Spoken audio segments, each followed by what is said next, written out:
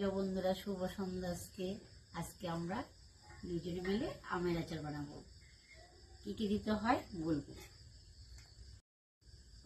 আমের আচারের জন্য যা যা উপকরণ নিয়েছি তা বলছি। কাঁচা আম শুকিয়েছি হলুদ মেখে, এই যে দেখুন শুকিয়েছি। এটা হলো মৌরি সস, হলুদ, গুড়, নুন, শুকনো লঙ্কা বাটা, সরষের তেল।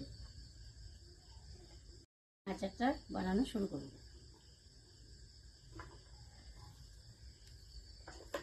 দিয়েছি আমি এখন গুড়টা মিশিয়ে নিব ভালো করে। মেশাচ্ছি।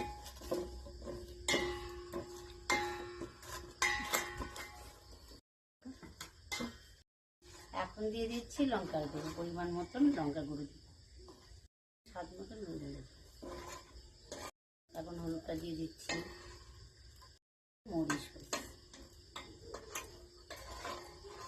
মিশিয়ে নেব। এখন আমি তেল দিয়ে দিচ্ছি, আম দিয়ে দিব।